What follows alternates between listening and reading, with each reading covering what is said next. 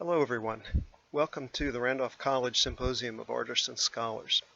My name is Doug Shedd. I'm a professor of biology at Randolph College, and I'm going to give the keynote address.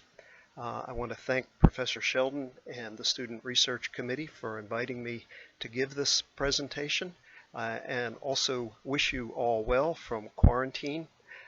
Not exactly the conditions under which I thought I would be doing this presentation, but I'm glad to have the chance to talk to you and hope you're all doing well. I'm going to talk today about something that matters a great deal to me, professionally and in other ways as well, about Charles Darwin and why Darwin matters. Charles Darwin, of course, is an icon of science and modern intellectual thought. Charles Robert Darwin was born on February 12, 1809, the same year and day as Abraham Lincoln, and had a long life for his time, 73 years, and accomplished a great deal during that time. And as I said, by the time of his death was an icon of science, and that remains true today. To understand why Darwin matters and why he became an icon of science, I think you need to know a little bit about Darwin and his life, where he came from, and how he developed his ideas. For starters, Darwin wasn't always an icon, or old for that matter. Most of the photographs we see of him are of a very old man, but of course there was a time when he was young.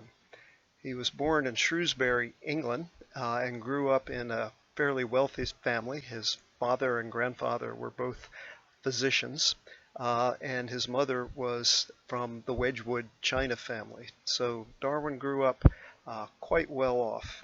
His mother died when he was young, and he was largely raised by his sisters, but he seems to have had a fairly happy childhood, although he wasn't very enthusiastic about school. I had an opportunity a number of years ago to visit the Rare Books and Manuscripts room at the University of Cambridge in England, where most of Darwin's work is housed, and a chance to look at Darwin's notebooks. And it was particularly interesting to look at his entry for his last day of what we would call high school. In his notebook, he wrote, "I left school today never to return." He clearly was glad to be getting out of high school. Darwin went on to the University of Edinburgh. His older brother was already there. The plan was that he would become, both of them actually, would become doctors, as their father and grandfather had been. That didn't work out. Darwin was very put off by surgery. Permanently put off to medicine by surgery, ended up leaving Edinburgh and ended up at the University of Cambridge at Christ's College, the same college that John Milton went to. It's a very beautiful place. Took these pictures while visiting there a number of years ago, in the one in the lower right-hand corner looking through to Milton's garden. Darwin was not a notably successful student. He tried his hand at a variety of things. He ended up interested in theology, not because the Darwin family was notably religious, nor was Darwin himself, but he had his eye on becoming an English country vicar, and his hope as an English country vicar was that he wouldn't have too much work to do, and it would allow him to indulge his interest in what today we would largely call biology, but biology did not exist at that time as a separate field. He also was interested in botany and geology. Through his interest in botany, he got to know this man, John Henslow. John Henslow started the Botanic Garden at Cambridge University of Cambridge, and it's still there today, a very beautiful place. Henslow had been invited to join a British survey ship voyage, which was planned for 3 years, but was unable to do so because he had a wife and children. So he suggested that perhaps Darwin could take his place on this ship. And as it turns out, that is exactly what happened. Darwin's father initially wasn't enthusiastic, but his uncle Josiah Wedgwood eventually persuaded his father to let him go. And as it turned out, Darwin was gone for 5 years, not 3 years. The trip was much longer than expected. He was on the HMS Beagle. This beautiful painting on this slide is actually housed at University of Virginia. There's been a lot of debate about why Darwin was on this ship. People will often say he was the ship's naturalist, and certainly he was interested in what we would call natural history. However, there already had been a naturalist hired for the voyage, and it seems fairly clear today that Darwin was hired more as a companion for Robert Fitzroy, the captain of the ship, than as a naturalist. British ships, British Navy, had a very hierarchical structure. It still does, I suppose, in the time of Darwin. Fitzroy came from a family of sea captains. He was about Darwin's age. Both of them were young men. He was worried about going insane at sea because of his isolation on the ship from the rest of the crew. And he wanted somebody on the ship at his level of society who he could talk with. And that person turned out to be Darwin. They were an odd couple in most respects. Fitzroy was a very conservative, politically conservative person, and the Darwins, by the standards of their time, were very liberal. They were very active abolitionists, and Darwin disagreed with Fitzroy on practically everything. But somehow they managed to remain friends and get along through this 5-year voyage. Fitzroy, in fact, did have to give up command of the ship briefly. His concerns about his mental health were well-founded at one point off the coast of South America, but ultimately did make it through the 5-year voyage, although sadly later in life committed suicide. This 5-year voyage that Darwin was on was pivotal to everything that happened in the rest of his life. He spent a lot of time in South America. The ship was actually, the crew, the Navy crew, was actually surveying different ports. The British Navy, of course, was the largest in the world at the time. But Darwin was able to go ashore for extended periods, which was a good thing because Darwin never got over being seasick for all of the 5 years of the voyage. But he was able to spend extended periods of time on land. And one of the main things that struck him was the incredible diversity of life, biological diversity in places like Brazil. Really, from somebody coming from England, as he was, the diversity, the number of species was practically unimaginable, and it really opened his eyes to just the possibilities of life on Earth.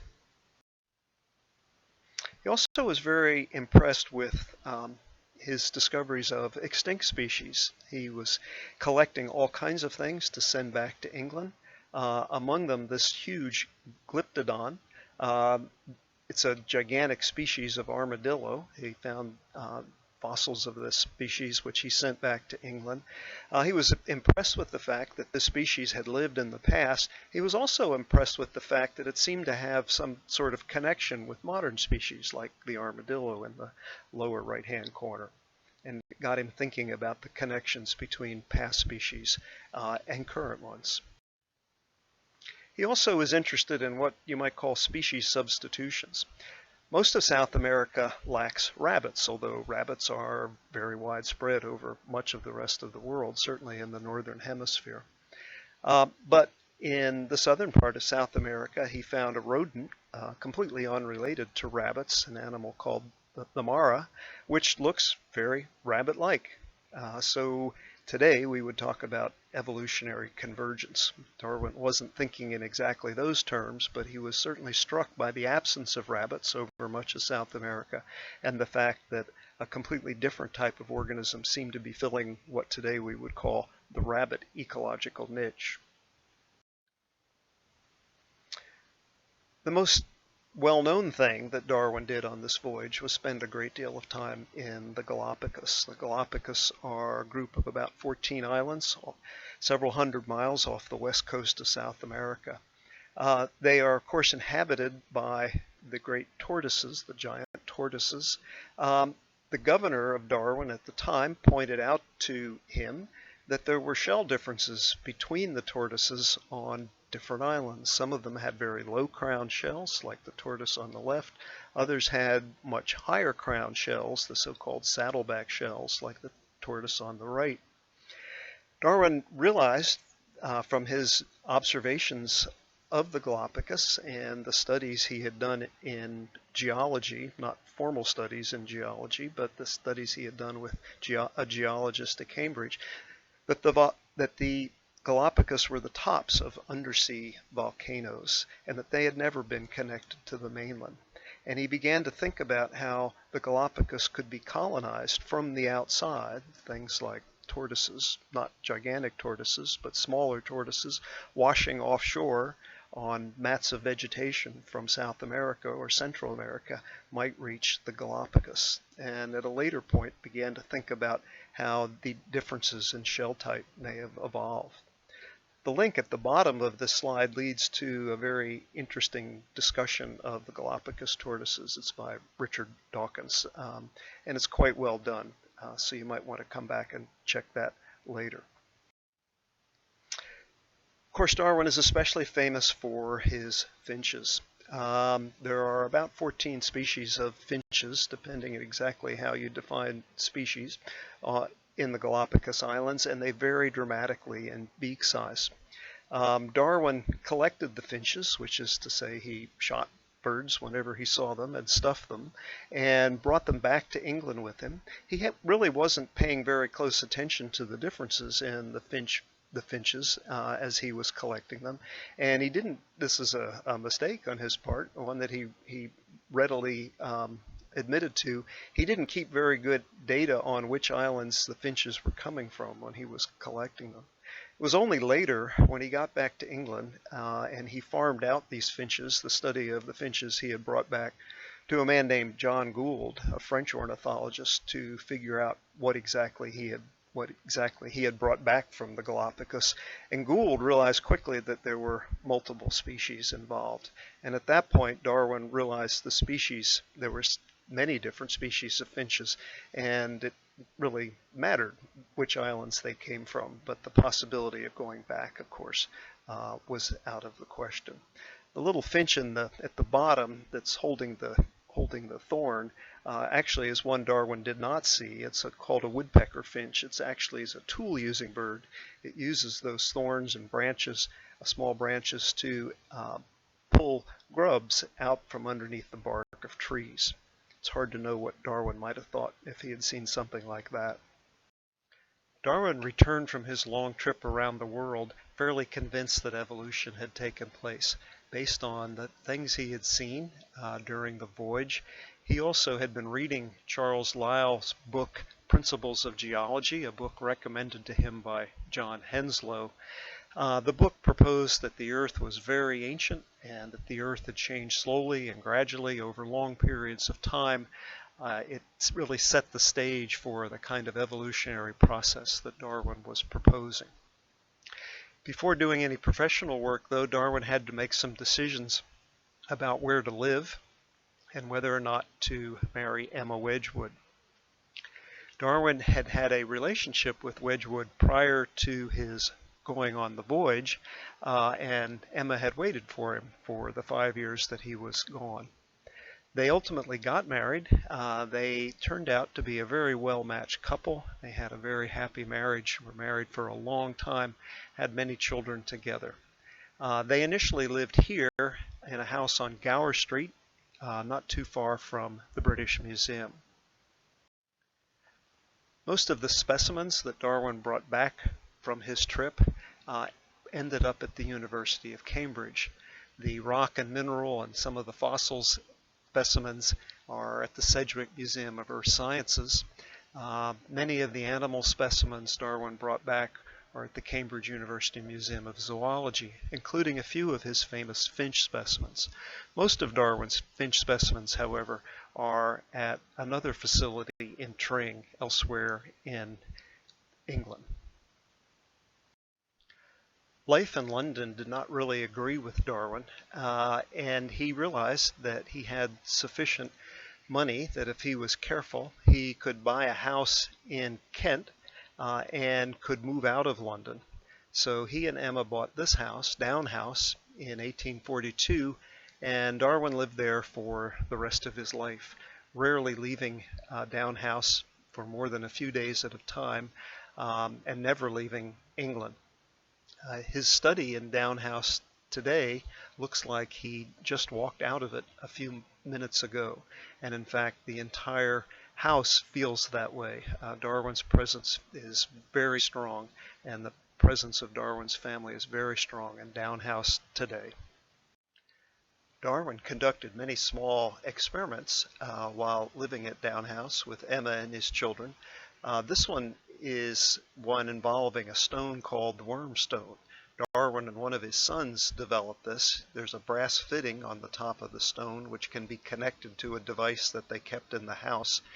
They were measuring the rate at which the stone was sinking into the ground. Darwin was interested in earthworms as a geologic force, earthworms moving soil around and in the process causing objects such as the worm stone to sink into the ground. My wife Barbara took this photograph of our younger daughter Mara and me when we were at Down House many years ago. Barbara's been a big part of all that I've done at Randolph-Macon Women's College and Randolph College, and has supported me in all of my ventures here. As I said, Darwin was very happy at Down House. He had a beautiful garden there and a fabulous greenhouse, very well-stocked greenhouse. He had lots of orchids. He was very interested in the complexity of orchid flowers and pollination. Pitcher plants are on the left. Pitcher plants are insectivorous plants. He was very interested in those. He had a young friend, Joseph Hooker, who was the director of the Kew Royal Botanic Garden, who supplied him with many of the plants that he was studying. And Hooker also was somebody with whom he discussed his ideas on evolution at times as well. Another thing that Darwin did after moving to Down House was to begin a 15-year study of barnacles. Why Darwin was studying barnacles, small sea organisms, is not entirely clear, and it seems that Darwin himself may ultimately have felt that the time he spent doing the project might not have been worth it. He spent so much time studying barnacles that one of his sons, upon meeting a neighbor boy, asked the boy, "Where does your father study barnacles?" He assumed that all fathers spent their time studying barnacles because that's what he saw his father doing so much of the time. The photograph at the top is of some microscope slides that Darwin made of barnacles. I took this photo at the Cambridge Museum of Zoology a number of years ago. There was an interesting curatorial issue with these slides. The fixative that was holding the specimens onto the slides were beginning to deteriorate, and the curator of the museum felt that the slides needed to be restored, but how that would be done without damaging Darwin's original handwritten notations on the slides was not clear. The curator told me that he was relieved that he would be retiring before the decision on how the restoration would take place would be made. I'm not sure what the final outcome was. While at Down House, Darwin spent a great deal of time every day here out on the sand walk, walking around his property with his dogs, frequently with his children, thinking. What he was thinking about much of the time was evolution. By this time he had accumulated a lot of evidence that evolution had occurred. He was thinking particularly about the mechanism, how evolution could take place. He wrote sketches of his ideas in 1842 and again in 1844. One of those sketches he put in an envelope, sealed it, and put under the staircase in Down House with instructions to Emma to open it only in the case of his death. And in the envelope was a sketch of his ideas on evolution and a letter asking Emma to publish this after he was gone. Fortunately, Darwin did share his ideas with some people, though, one of them being Asa Gray, an American botanist at Yale University. And the sketch that he sent to Gray turned out to be particularly important later in demonstrating that Darwin had priority in the idea of natural selection.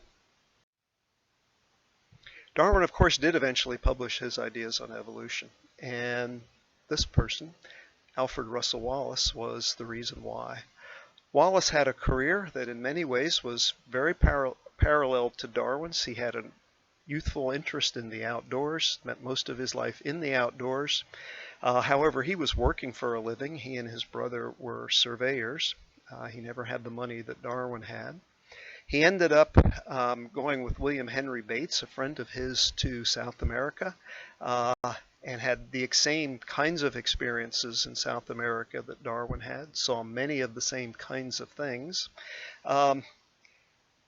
He didn't have the luck that Darwin had when he was returning to England with much that he had collected, and he was collecting things for sale.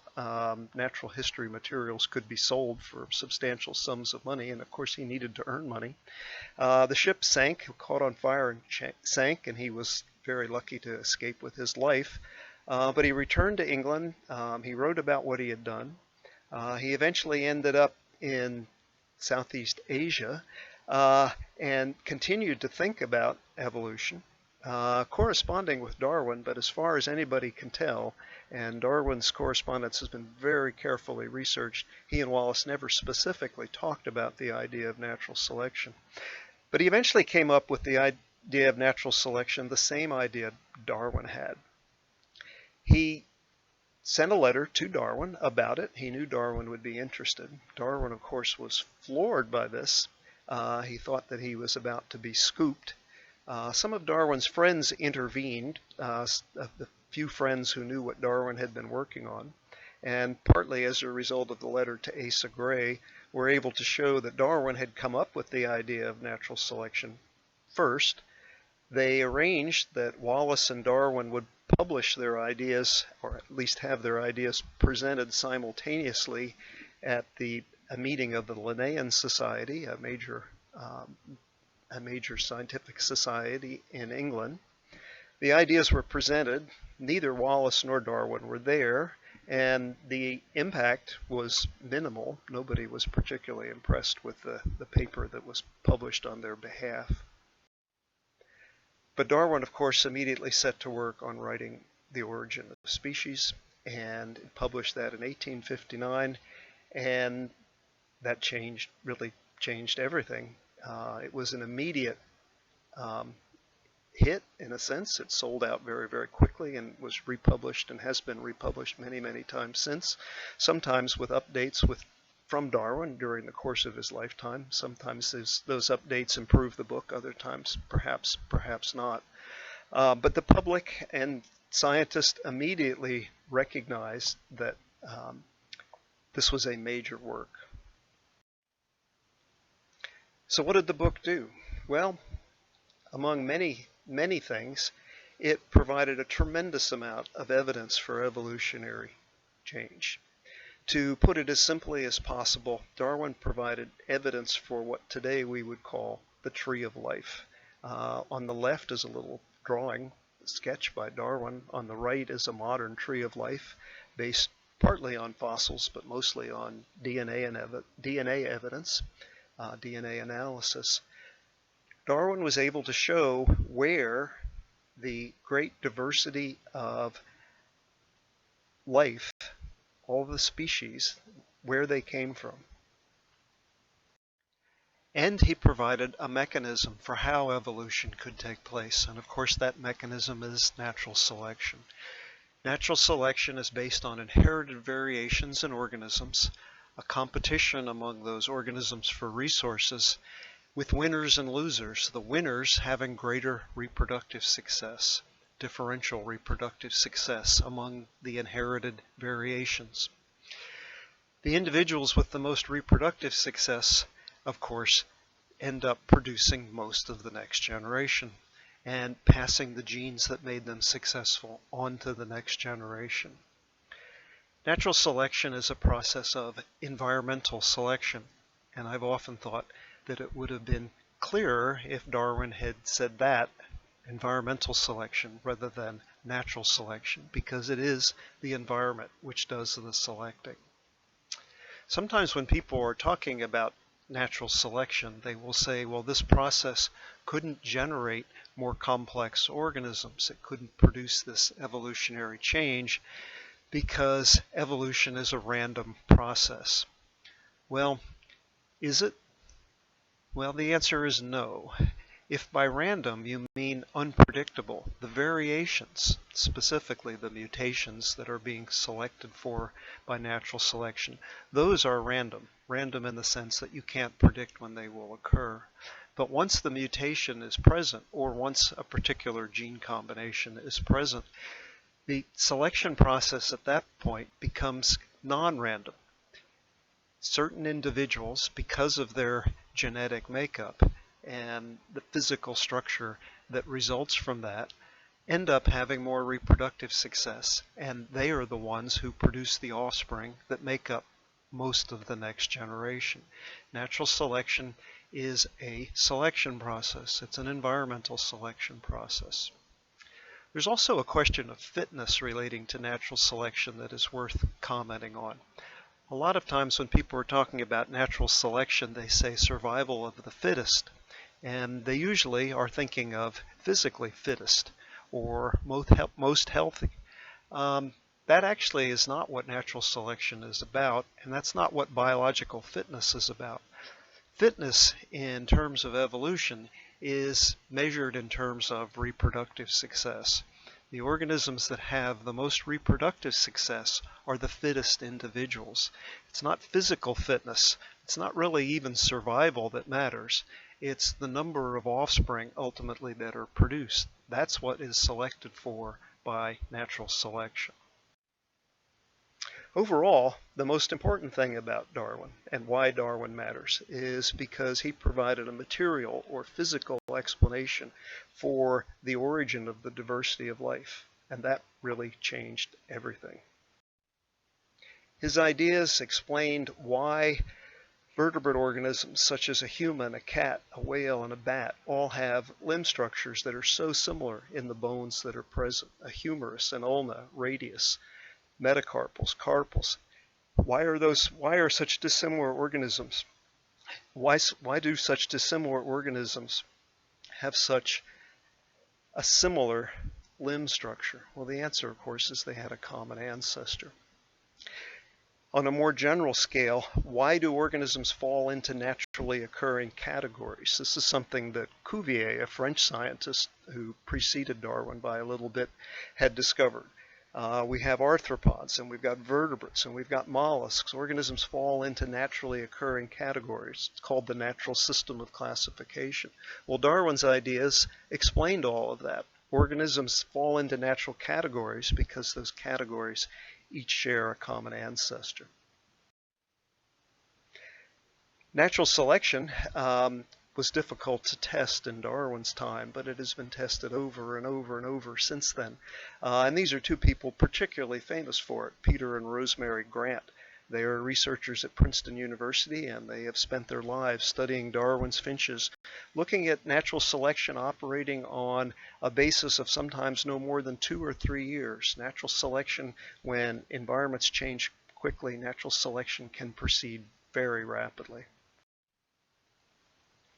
Ultimately, as Theodosius Dobzhansky says, who was a very famous geneticist who was highly involved in something called the modern synthesis, a fusion of Darwin's ideas on evolution and Mendel's ideas on genetics, nothing in biology makes sense except in the light of evolution.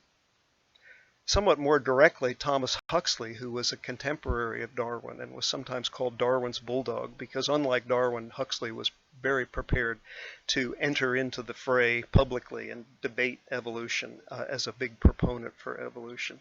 When Huxley read Darwin's work on evolution, his reaction was basically how stupid not to have thought of it myself, because it was such an obvious thing once you put it all together, which of course is what Darwin had done. Modern evolutionary theory has turned out to have a very long reach, influencing how people think about art and medicine and philosophy and the social sciences.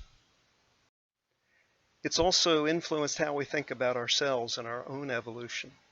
The two people in the photograph here are Meade and Louise Leakey. The Leakey family, of course, has been very involved in looking at human evolution from a fossil perspective. And of course, a great deal of the studies on human evolution today are done through DNA analysis in conjunction with fossil analysis.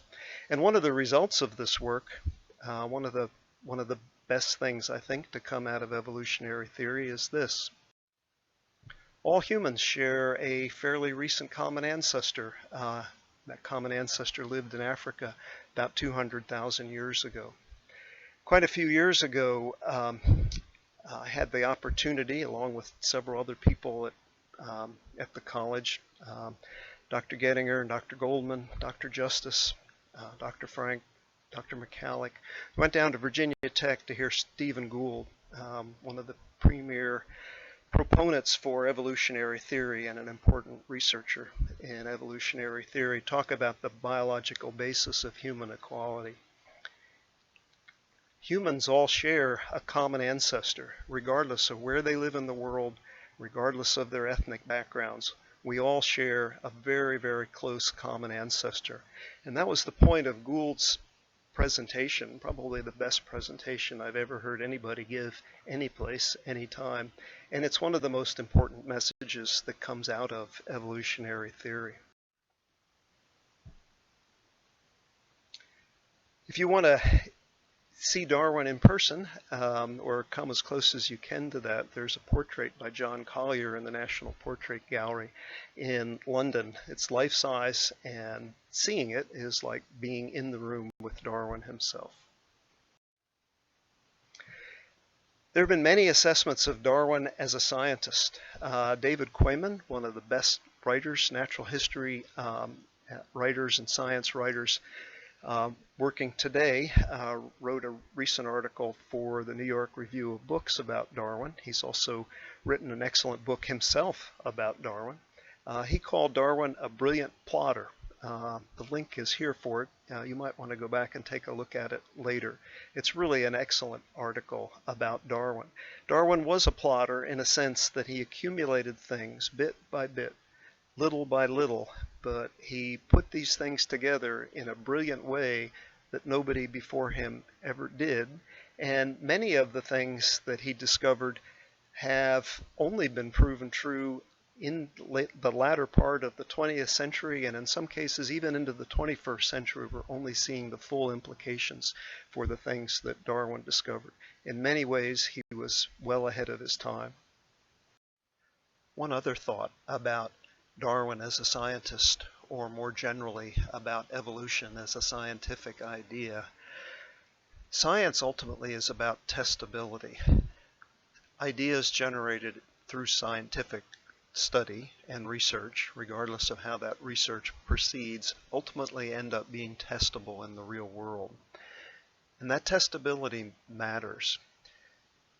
This is a good example of what happens when a society embraces ideas as science that are in fact not testable, that are really pseudoscience. Trofim Lysenko was a geneticist in the Soviet Union. He had a very close association with the Soviet hierarchy. In the photo on the left, Lysenko is at the right of the picture, and the person next to him is Khrushchev. Lysenko did not accept Darwin's ideas on evolution, nor did he accept Mendel's ideas on genetics. He was a Lamarckian in his views of evolutionary change. He believed in acquired inheritance. It led him to some very misbegotten studies on the growing of wheat, trying to grow wheat for colder environments. If you were a Darwinian or a Mendelian, you basically had two choices in Lysenko's time. You could escape to the West, and many scientists did, to the advantage of the West, or you could go to the Gulag, and unfortunately that happened as well.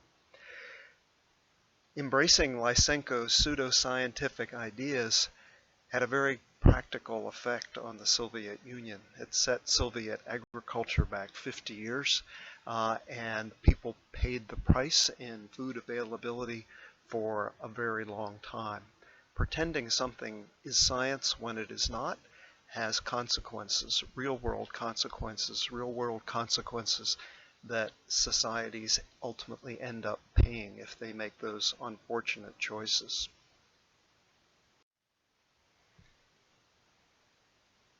Even icons die eventually, and that happened to Darwin in 1882. He was buried here in Westminster Abbey. Might seem like a strange choice for somebody who had such an uneasy relationship, or whose ideas have had such an uneasy relationship with religion, but everybody who was anybody in England ultimately ended up here. He has a plate in the floor not too far from a much grander memorial to Isaac Newton. By the time Darwin died, he had become a pillar of the scientific community, and when I was in the Oxford University Museum of Natural History a number of years ago, I was amused to see that Darwin had literally become a pillar of the scientific community. Darwin's work on evolution has affected every aspect of my personal research, beginning in graduate school and continuing through all of the work that I have done here. It's all been conducted from an evolutionary perspective. Those of you who have been in my classes have heard a lot about most of the organisms on the screen. Darwin's ideas on evolution were presented at the college in very memorable ways in 2006 and 2011 when Richard Dawkins visited the college. Professor Dawkins is one of the leading modern thinkers in evolutionary biology, having published numerous works for scientific and popular audiences. His book, The Selfish Gene, probably being his most famous book. He gave two remarkable presentations in Smith Hall, filling Smith Hall both times. Many students had the opportunity to meet Professor Dawkins while he was here. In the photo, the group photo on the top, the person wearing the white glasses is Kelly Swain.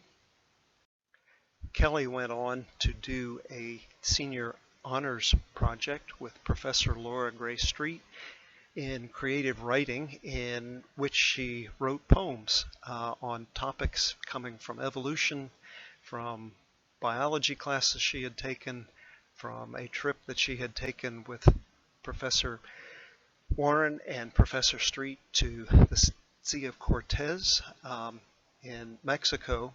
And it eventually became a book, Darwin's Microscope, very successful book of poems. Kelly's been back to campus a number of times to talk about this book and other books that she has written. Darwin's Microscope was a second edition of Darwin's Microscope was released last fall. And as part of the rollout for the book, Carola Darwin, descendant of Charles Darwin, developed a song cycle that was presented at the Oxford University Natural History Museum. Darwin's ideas and evolutionary principles, of course, underlie everything that has taken place in the Natural History and Archaeology Collections project that Emily Smith and I developed starting 9 years ago.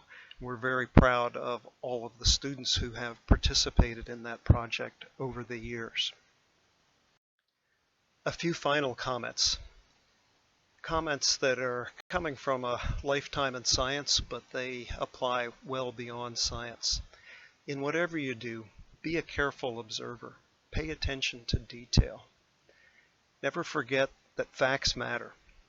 People are entitled to their opinion on just about anything, but people are not entitled to make up their own facts. Facts are real. And finally, the answers to questions, whatever they may be, are out there. Never stop looking for them, regardless of what your endeavor is, regardless of what you're working in, regardless of what your interests are. And finally, as Steve Jobs used to say, one last thing. The more you know about Darwin and Darwin's ideas, the more I think you will realize that he was correct in ending his great book, The Origin of Species, by saying there is grandeur in this view of life. Thank you all for the opportunity to speak with you today. I wish you the best in Symposium and all of your other ventures in life. It's been a great 42 years for me at the college. I've had many wonderful colleagues and taught many wonderful students during that time, and I will miss you all. My best to you.